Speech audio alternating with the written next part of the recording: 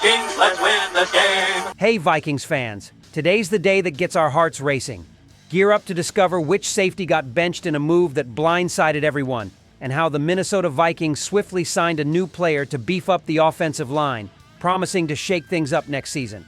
Also, don't miss out on the scoop about another vital contract renewal that's just been locked down to keep our strategies sharp. And lastly, the Vikings are mourning a devastating American tragedy that deeply touched the Minnesota community with a powerful message just moments ago. Out of the blue, the behind-the-scenes world of American football throws us curveballs. And today, fellow Minnesota Vikings fans, we need to tackle one such unexpected moment. Why did the team decide to release Bubba Bolden, even with his outstanding athletic potential? Let's peel back the layers of this mystery. Bolden, standing a striking 6 feet 2 inches tall and clocking a 40-yard dash at 4.47 seconds, seemed like a solid bet and a promise for evolving our defense. Rated as the 5th best safety in his class by the Pro Football Network, he exceeded expectations from his college performances to shining moments, despite facing hurdles.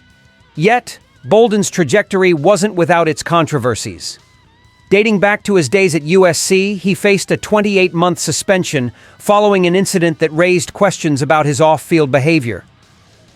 After redeeming himself at the University of Miami, challenges persisted, with Bolden going undrafted and having brief, unremarkable stints with the Seahawks and Browns.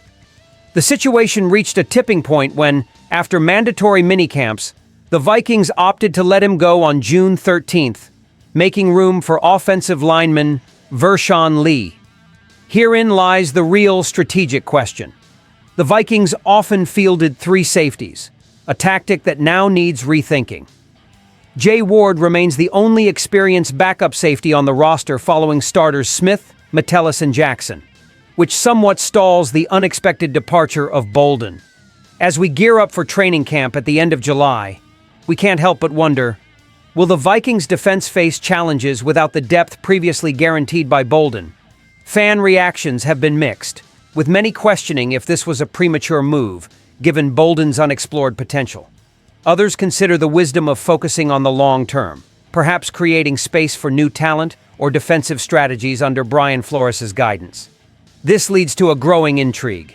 Do the Vikings have an ace up their sleeve for the upcoming months?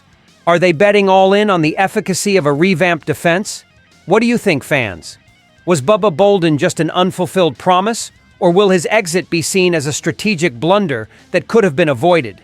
And now, as the dust settles on this decision, let's keep an eye on what the Vikings are scheming up next, because things are about to get even more surprising. This week at the TCO Performance Center in Eagan marked one of the busiest and most promising periods for the Minnesota Vikings. Under the watchful eyes of Coach Kevin O'Connell, the team is shaping up to tackle the challenges of the upcoming season. But amidst new recruits and strategizing, one move has shaken up the team's structure: the signing of giant Vershawn Lee, who's here to leave his mark. Vershawn Lee, who played 51 games over 5 seasons at the University of South Carolina, wasn't picked in the 2025 NFL Draft, but that didn't dampen his spirit or aspirations. Last Thursday, he got a golden opportunity, a tryout with the Vikings. And he didn't just participate, he impressed both spectators and coaches alike. Lee's effectiveness and determination were so pronounced that by Friday afternoon, he was signing a contract to officially join the team, taking the spot that belonged to Bubba Bolden. The move has sparked buzz. How will Lee fit into the Vikings' offensive line plans? With 3 new starters in this sector this season, expectations are high, and Lee is poised to be a key player. Will Freese and Donovan Jackson are taking over the guard positions, and Ryan Kelly is stepping in as the new center. Lee, bearing his college number 53 jersey, is now competing for a spot among names like Blake Brandel and Walter Rouse, who are more focused on bolstering the interior. But Bolden's departure also raises discussions. He was the first free agent signed by the Vikings back in March, and his journey was short but notable. The safety position, critical in Brian Flores' proposed defense, now appears to face a new challenge. Cam Bynum has moved to Indianapolis, and Theo Jackson has stepped up to the front line. Bolden's dismissal, after the spring workouts, suggests that perhaps his depth was deemed expendable. The enthusiasm around Lee is palpable. How will he adapt to the Vikings scheme and contribute to potential future victories? The preseason, starting with a home game against the Houston Texans on August 9th, will be the first major test for him and the team. No doubt, expectations are high, and everyone's eyes are on the next moves. What's coming up next is about another addition to the team. In a clear strategy to solidify its core technical team, the Minnesota Vikings made a decision that resonates with hope and future expectations among the fans. Wes Phillips, the offensive coordinator, has had his contract extended through the 2026 season.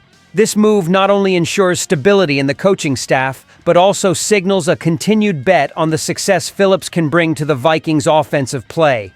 Phillips joined the Vikings along with head coach Kevin O'Connell, bringing experience from winning a Super Bowl with the Rams in 2021, where he served as tight ends coach. This expertise has been crucial in developing the Vikings' offensive strategies, especially considering this will be his fourth season as the team's offensive coordinator, a feat not seen since the days of Darrell Bevell. Looking at Phillips's impact, the Vikings' offense has had brilliant moments under his supervision. With an approach that prioritizes innovation and adaptation, Phillips has managed to bring out the best in key players and adjust the gameplay as new talents have been integrated into the team. With his renewal, the Vikings hope not only to maintain this positive dynamic, but also to elevate the level of play to face increasingly challenging opponents. Moreover, Phillips's contract extension comes at a critical moment, with the team probably now turning its attention to defensive coordinator Brian Flores, whose contract is nearing its end. Flores, known for his defensive prowess, is also on the radar for head coaching positions in other teams, given the robustness he has brought to the Vikings' defense. This strategic move raises an intriguing question. With the coaching core secured and a clear vision for the future, how high can the Vikings soar? The confidence in Phillips's leadership suggests that the team directors see him as a vector of continuous innovation and success, capable of guiding the Vikings to new heights. Congratulations to Wes Phillips on this significant contract extension. It's up to the fans now to follow and support this journey, hoping that the upcoming seasons will bring the fruits of this gamble. What comes next is a fact that has shaken everyone, especially in Minnesota. Let's understand how the Vikings are dealing with a tragedy that deeply touched everyone. In a moment of profound sadness and reflection for the Minnesota community, the Vikings find themselves at the heart of collective mourning. The recent political attack that resulted in the death of State Representative Melissa Hortman and severe injuries to Senator John Hoffman caused more than just headlines. It triggered a wave of solidarity and support from a team that goes beyond sports. The Minnesota Vikings issued a strong and emotional statement over the weekend, offering their condolences to the Hortman and Hoffman families in a time of unimaginable pain. As Minnesotans and as a team that deeply cares about our state, we are shocked and saddened by the targeted attacks that took the lives of State Representative Melissa Hortman, her husband, Mark, and seriously injured State Senator John Hoffman and his wife, Yvette, the team's statement read. This tragedy is not just news, it's a turning point that questions the safety and unity within our society. The Vikings, a team rooted not just in sports success but in community values, have stepped forward to condemn the attack and call on everyone for reflection and joint action against political violence. These are senseless acts that have no place in our communities, our state, or our society. We must all unequivocally condemn political violence, reject hateful division, and work deliberately toward mutual respect, compassion, and unity, the statement emphasizes. In a moment where pain and politics meet, the Vikings' stance reinforces not just the social responsibility of a sports organization, but also the role that sports can play in healing and uniting a community. The team understands that its roots are deeply tied to the people of Minnesota, and their response to this calamity goes beyond words. It's a call for action and ongoing support for those affected. As the team and fans process this loss, a new type of strength seems to emerge, a resilience forged in tragedy but pointing toward hope. After all, if there's one thing the sports spirit teaches us, it's that even in the darkest times, we can find light and direction to move forward.